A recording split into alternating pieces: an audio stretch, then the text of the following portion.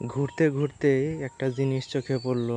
গ্রামের সুন্দর পরিবেশে একটা সুন্দর জিনিস চোখে পড়ছে।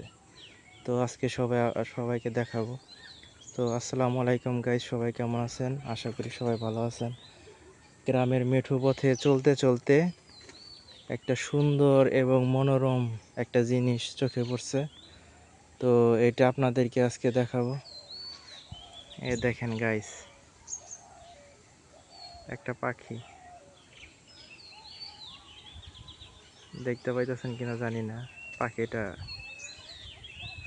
গাছের কোটরে বইসা রয়েছে।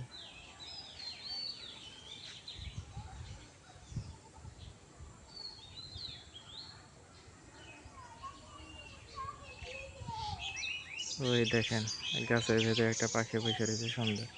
ওই যে বের হইলো। কি সুন্দর পরিবেশে পাখিটা গাছের ভেতরে সুন্দরভাবে বাসা কইরা সুন্দরভাবে দেখেন। ও ভাবতেছে আমি দেখি নাই, কিন্তু আসলে তো আমি দেখছি। দেখেন, অসম্ভব সুন্দর, অসম্ভব সুন্দর পরিবেশে অসম্ভব সুন্দর জিনিস, যেটা সচরাচর চোখে পড়ে না। তো হাঁটতে হাঁটতে আমার চোখের সামনে পড়লো। অনেকগুলা বাসা করছে নিচে, শেষ পর্যন্ত উপরে এই বাসাটা বেচা নিছে। তো দেখেন, আবারও বাসার ভিতরে ঢুকবো পাখিটা। আমি চুপ হয়ে থাকি তাহলে ঢুকবো। আপনারা দেখতে থাকেন।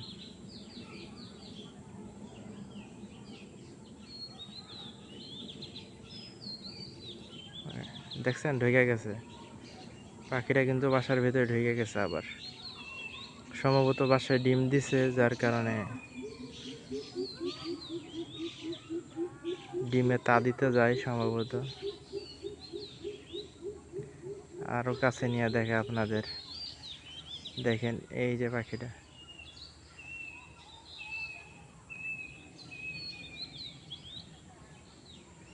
পাখিটা যে ডিম দিছে এটা 100%। আশা করি সবাই দেখতে পাচ্ছেন। ও এখনো ভাবতেছে আমি দেখি নাই ওরে।